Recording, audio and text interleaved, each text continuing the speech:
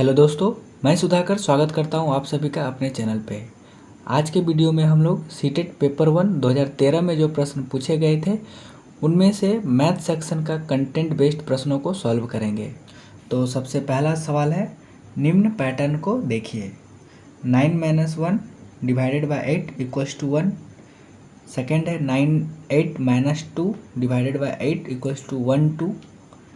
इसमें 9 8 7 -3 divide by 8 equals to 1 2 3 और 9 8 7 6 -4 divide by 8 1 2 3 4। तो सबसे पहला वाला हम जब देख रहे हैं 9 - 1 8 डिवाइड बाई 8 1 हो जा रहा है, ये तो इजी था। सेकेंड वाला हम देख रहे हैं 9 में से एक माइनस हो गया 8 और 1 की जगह 2 हो गया और 8 वही डिवाइड किए तो 1 2 रह गया।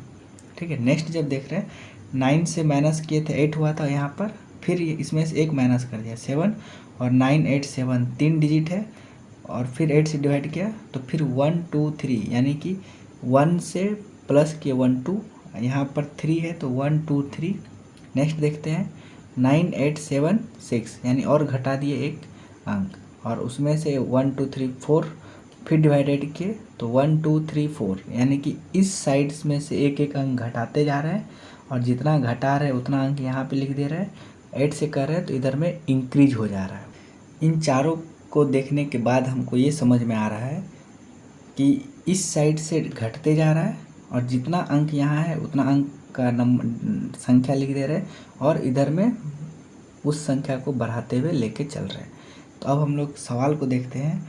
9 8 7 6 5 4 यानी ये घटते क्रम में है, इस और घटते क्रम में है। फिर यहाँ पे 6 था, 6 लिख दिए, 8 करेंगे तो इधर में क्या हो रहा, बढ़ते क्रम में होना चाहिए। यानी इधर में पहला 1, उसके बाद होगा 2, कहाँ तक ले जाएंगे 6 तक ले चलेंगे तो 3 4 5 6। इस पैटर्न के अनुसार ये हम लोगों को रिजल्ट निकल के आया। तो अब हम लोग आंसर मैच कर लेते हैं। 1 2 3 4 6 7 ये तो होगा नहीं। 1 2 3 4 5 ये बढ़ते क्रम में तो है बट ये 5 आकर स्टॉप हो गया है तो ये ऑप्शन भी नहीं होगा क्योंकि हमको जाना कहाँ तक 6 तक है तो यहाँ 5 है इसलिए नहीं हो रहा है। 1 2 3 4 5 6 ये ऑप्शन सही है। ये 1 2 3 4 ये 6 पहले दे दिया है तो ये ऑप्शन भी नहीं होगा। तो हमारा ऑप्शन निकल के आता है सी नंबर। तो सी नंबर जो है सही है। नेक्स्ट सवाल है, संख्या 1 2 3 4 5 में 3 का स्थानीय मान और अंकित मान में अंतर। तो स्थानीय मान को हम लोग क्या बोलते हैं, प्लेस वैल्यू। ठीक है, और अंकित मान को क्या बोलते हैं, फेस वैल्यू। अब हम लोगों को प्रश्न बोल रहा है इन दोनों के बीच में अंतर को फाइंड करना है यानी डिफरेंस पता करना है। तो 3 यहाँ पर है। सबसे पहले 1 2 3 4 5 इसमें 3 कहाँ पे है, यहाँ पे। अगर हम 3 का स्थानीय मान देखेंगे, 3 का स्थानीय मान तो 3, उसके बाद 2 अंक है तो 2 0 इधर बैठा दिए। अब 3 का क्या अंकित मान, अंकित मान यानी सेम होता है जो जैसे 3 का अंकित मान क्या होगा 3 ही होगा तो यहाँ पे 3 लिख दिए और माइनस करेंगे क्योंकि अंतर पूछ रहा है। अगर प्लस करते जब योग दिया रहता तो माइनस कर देंगे तो क्या हो जाएगा 297 और ये ऑप्शन नंबर सी जो है आंसर हो रहा है।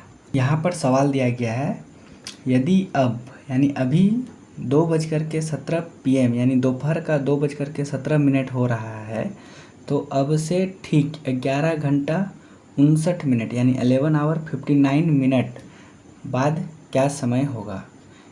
अभी कितना बज रहा है, दोपहर का 2:17 और 11 घंटा 59 मिनट का मतलब होता है कि 12 घंटे को हम लोग क्या लिख सकते हैं 11 आवर 60 मिनट लिख सकते हैं। और यहाँ पर प्रश्न में दिया गया है 11 आवर 59 मिनट तो इसमें से 1 मिनट पहले का टाइम पूछ रहा है तो 2:17 PM हो रहा है तो 12 घंटे बाद क्या हो जाएगा 2:17 AM होगा और AM में 1 मिनट पहले है तो 17 में से 1 मिनट घटा देंगे तो ऑप्शन में क्या हो जाएगा, 2:16 AM में होगा। तो ऑप्शन नंबर डी जो है करेक्ट आंसर है। ठीक है, हम लोग आसानी से फाइंड कर पाएंगे। नेक्स्ट सवाल है 90707 को 9 से भाग देने पर शेष क्या होगा, यानी रिमाइंडर पूछ रहा है।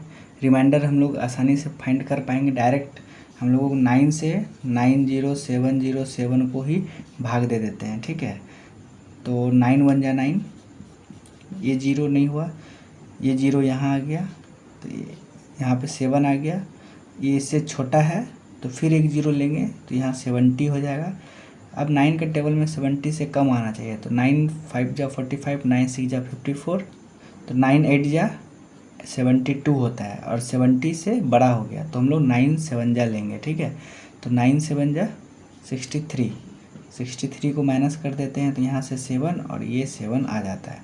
फिर 9 8 जा 72, इसमें माइनस करते हैं तो 5, यही तो रिमाइंडर आ रहा है। और हम लोगों को पूछ क्या रहा है, रिमाइंडर लाना है 9 से भाग देने पर, तो रिमाइंडर आ रहा है 5। तो ऑप्शन नंबर सी जो है करेक्ट आंसर है।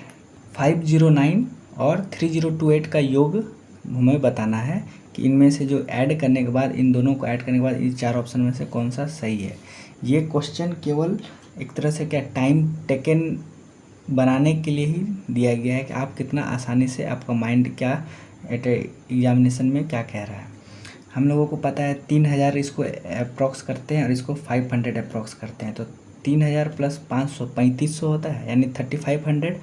और इस ऑप्शन को डायरेक्ट देख रहे हैं तो 3500 से रिलेटेड केवल एक ऑप्शन दिख रहा है 3537। तो हम लोगों को इस तरह का मेथड यूज ही नहीं करना है। 509 को इस तरह से हम लोगों को जोड़ कर लिखने का ज़रूरत ही नहीं है। ठीक है, ये करेंगे यानी कि आप इसमें आप फालतू का 10 से 15 सेकंड लेंगे। तो हम लोगों को जब 3000 प्लस 500 3500 और कोई ऑप्शन में ऐसा नहीं है, तो हम लोग डायरेक्ट यहाँ से ऑप्शन नंबर बी जो है करेक्ट करके नेक्स्ट क्वेश्चन की ओर बढ़ जाएंगे। ठीक, अब नेक्स्ट सवाल देखते हैं। यहाँ पे लिख दिया गया है किसी आयताकार बक्से की आंतरिक लंबाई 4 सेंटीमीटर, चौड़ाई 3 सेंटीमीटर और ऊंचाई 2 सेंटीमीटर है। यानी आयताकार बक्सा है, यानी घनाभकार भी बोल सकते हैं या आयताकार।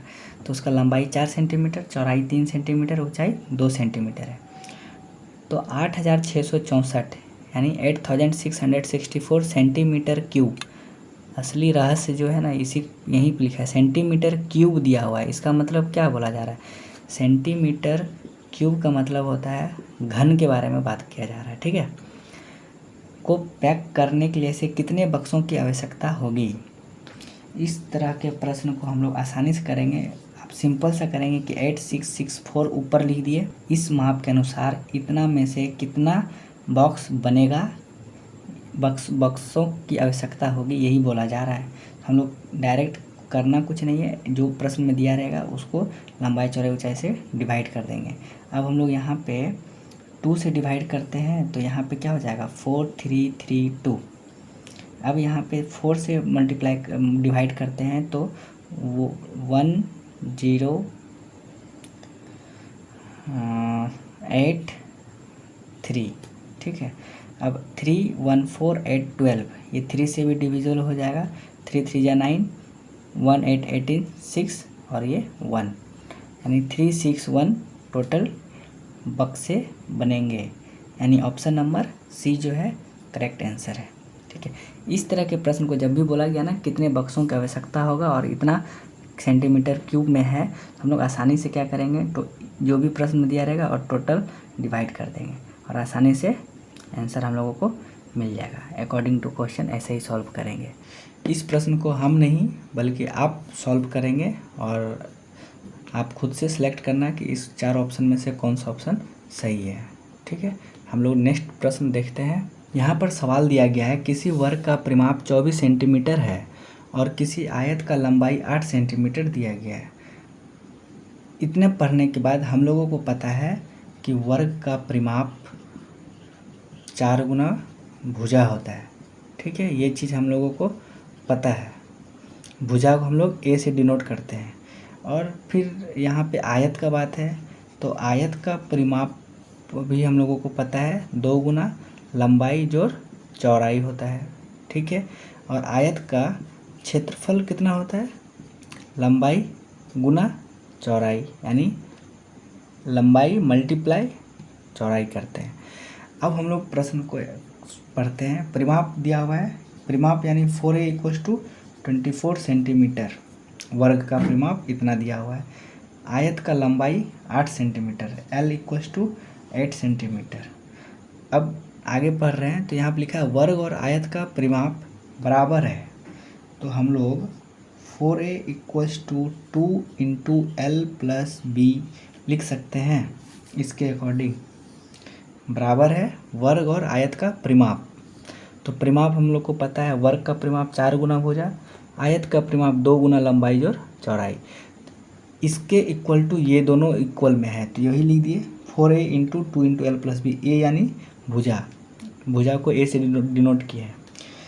अब 4a की जगह पर 24 सेंटीमीटर लिख सकते हैं, = 2 × L कितना दिया हुआ 8 सेंटीमीटर प्लस b कितना होगा x मान लेते हैं। ये 2 मल्टीप्लाई में है, इसको इधर भेजेंगे तो क्या हो जाएगा 24 / 2 = 8 + x। अब हम लोग यहाँ से क्या किए 12 = 8 + x, 12 आएगा ना, 2 से डिवाइड करेंगे 24 को। तो अब यहाँ से हम लोगों को ये प्लस में है, इस साइड जब भेजेंगे तो क्या हो जाएगा माइनस हो जाएगा, यानी x = हम लोग क्या मिला 4 सेंटीमीटर। अब हम लोगों को बोल रहा है आयत का क्षेत्रफल पता करना। आयत का क्षेत्रफल हम लोगों को पता है लंबाई गुना चौड़ाई, तो लंबाई कितना है 8 और चौड़ाई कितना निकला 4। अब 8 × 4 को मल्टीप्लाई करते हैं तो कितना आएगा 32, और जब क्षेत्रफल में आएगा तो सेंटीमीटर स्क्वायर। ये हम लोगों का ऑप्शन नंबर सी जो है करेक्ट आंसर है। कि निम्न में से कौन सा सही नहीं है, ठीक है, यानी 4 ऑप्शन दिया गया है, इनमें से एक ऑप्शन गलत है, उस जो गलत है उसी को फाइंड करना है। तो सबसे पहले देखते हैं 0.10 = 0.1 समान है। यहाँ पर लिखा हुआ है 0.10 = 0.1 आपस में बराबर है। इसका एक कॉन्सेप्ट हम लोगों को पता है कि पॉइंट के बाद कोई भी अंक के पीछे अगर 0 लगा हो तो वो उसका वैल्यू नेगलेक्ट कर देते हैं हम लोग। तो यहाँ पर क्या है 1 के पीछे 0 लगा हुआ है, इसका मतलब इसका कोई वैल्यू नहीं है। अगर 0.01 अगर लिखा रहता और 0.1 लिखा रहता तब ये दोनों आपस में बराबर नहीं है। क्यों? क्योंकि ये अंक के बाद 0 का वैल्यू नहीं होता है, लेकिन अंक के पहले अगर 0 लग गया तो इसका बहुत वैल्यू बढ़ जाता है। ये क्यों? क्योंकि इसको अगर हम लोग करेंगे तो 2 0 होगा, इसको जब भी करेंगे तो 1 0 होगा, और इधर में अगर 0 रहता तो इसका कोई मतलब नहीं होता, लेकिन पॉइंट के आगे 0 है तो इसका मतलब 0.01 है, और इसका मतलब 10 है, 100 है, 1000 है, इस तरह का। इसमें एक छोटा सा कॉन्सेप्ट है कि पॉइंट के बाद कोई भी अंक के पीछे 0 अगर है तो उसको हम लोग नेगलेक्ट कर देते हैं, उसका कोई वैल्यू पर फ़र्क नहीं पड़ता है, ठीक है। अब हम लोग सेकेंड ऑप्शन देख रहे हैं 56.7 kg यानी 56.7 kg लिखा हुआ है। 1 kg में हम लोगों को पता है 1000 ग्राम होता है, तो 56 kg में कितना हो जाएगा 56,000। 0.7 का मतलब क्या हो रहा है यहाँ पे 700 ग्राम, ठीक है। अगर यहाँ पे 2.5 रहता है यानी कि 2 kg 500 ग्राम, 2.45 लिखा रहता है यानी 2 kg 450 ग्राम, क्योंकि पॉइंट के बाद 0 का कोई वैल्यू नहीं होता इसलिए 45 लिखा गया, लेकिन हम लोगों को समझना होगा कि 450 लिखा हुआ है, ठीक है। तो यहाँ पे 0.7 मतलब 700 ग्राम, तो 700 ग्राम लिखे इधर। अब हम लोग इसको ऐड करेंगे तो 00765 यानी 56700 होगा। अब ऑप्शन मैच करते हैं तो 5670 लिखा हुआ है, यानी 1 0 नहीं लिखा हुआ है, और यहाँ पे 1 0 लिखना ज़रूरी है, तो ये ऑप्शन गलत होता है, यहाँ से साफ हम लोगों को दिख रहा है। नेक्स्ट है एक घन में 6 फलक होते हैं। ये चीज़ हम लोगों को पता है कि एक घन में 6 फलक होता है, 6 साइड होता है, 6 किनारा होता है। 1 मिलीमीटर बराबर 0.1 सेंटीमीटर। हम लोगों को पता है कि 1 सेंटीमीटर में 10 मिलीमीटर, तो 1 मिलीमीटर में 1/10 इक्वल्स टू 0.1 सेंटीमीटर। ये ऑप्शन नंबर सही है, यानी 3 ऑप्शन सही है, ए सी डी सही है। ऑप्शन नंबर बी में 1 0 मिस्टेक हो जा रहा है, तो option number B is the correct answer. यहाँ पर प्रश्न हम लोग देखते हैं, 5, 10 और 35 के सबसे छोटे सार्वगुणज और सबसे बड़े सार्वगुणनखंड का अंतर बोला जा रहा है। सबसे छोटे सार्वगुणज का मतलब होता है एलसीएम, एंड सबसे बड़े यानी हाईएस्ट कॉमन फैक्टर जो हम लोग बोलते हैं HCF। हम लोगों को 5, 10 और 35 का जो है ना एलसीएम निकालना होगा और एक बार HCF निकालना होगा। तो हम लोगों को पता है 5 से डिविजल होगा पहला अंक, कोई भी अंक, तो 1, 2, 7। अब कोई भी ये होगा नहीं, तो 7 2 जा 14, 14 5 जा 70, यानी 5 × 2 × 7 करेंगे। 5 2 जा 10, 10 × 7 70, एलसीएम निकल के आ गया 70।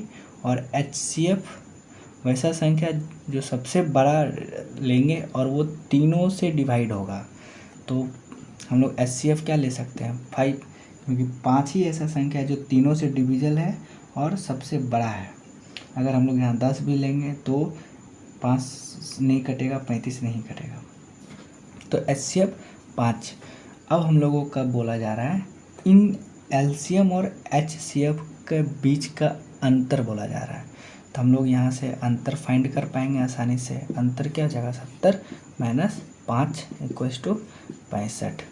ये अगर ऑप्शन नंबर मैच करें तो ऑप्शन नंबर बी नंबर जो ऑप्शन है वो करेक्ट होता है। ठीक है, ये हम लोगों को समझना होगा कि छोटे सार्वगुणज किसको बोला जा रहा है, एलसीएम को, और बड़े सार्वगुणनखंड HCF को बोला जा रहा है। ठीक है, यहाँ पर सवाल में बोला जा रहा है एक बोतल में 750 ml जूस भरा जाता है, यानी एक बोतल लेते हैं जिसमें 750 ml जूस रखा गया है। ठीक है, ऐसे 6 बोतलों का एक कार्टून में पैक किया जाता है, यानी एक कार्टून में 6 बोतल और एक बोतल में 750 ml है, तो ऐसे 450 लीटर जूस के लिए आवश्यक कार्टून की संख्या। प्रश्न को आप दोबारा पढ़िएगा। यहाँ पर हम लोग देख पा रहे हैं कि ml है और यहाँ पे लीटर है। तो सबसे पहले हम लोग यहाँ पे जानते हैं कि 1 लीटर में 1000 मिलीलीटर होता है। ठीक, अब एक बोतल जो है, एक बोतल में 750 मिलीलीटर होता है, तो 6 बोतल में कितना होगा, 750 × 6 कर दे रहे हैं, तो 0 6 35 0 3 7 6 42 3 45, यानी 4500 ml हो गया। अगर हम लोग इसको लीटर में कन्वर्ट करेंगे तो किससे डिवाइड करना होगा, 1000 से, क्योंकि 1 लीटर में 1000 मिलीलीटर, तो 4500 यानी 4500 मिलीलीटर का मतलब होता है 4.5 लीटर। अब हम लोग लीटर में कन्वर्ट कर लिए। अब हम लोग प्रश्न में देख रहे हैं कि 450 लीटर दिया हुआ है एक कार्टून में। यहाँ से हम लोगों को क्या पता चल रहा है कि एक कार्टून में जो हो रहा है 4.5 लीटर ही आ रहा है, तो 450 लीटर है। तो उम्मीद करते हैं आज जितने भी प्रश्न को सॉल्व किए हैं वे सभी आपको समझ में आया होगा। इसके बाद भी अगर कोई भी क्वेरी होता है तो आप हमें कमेंट बॉक्स में पूछ सकते हैं। ठीक है, तो आज के लिए इतना ही, मिलते हैं नेक्स्ट वीडियो में। तब तक आप अपना ध्यान रखें। Thank you.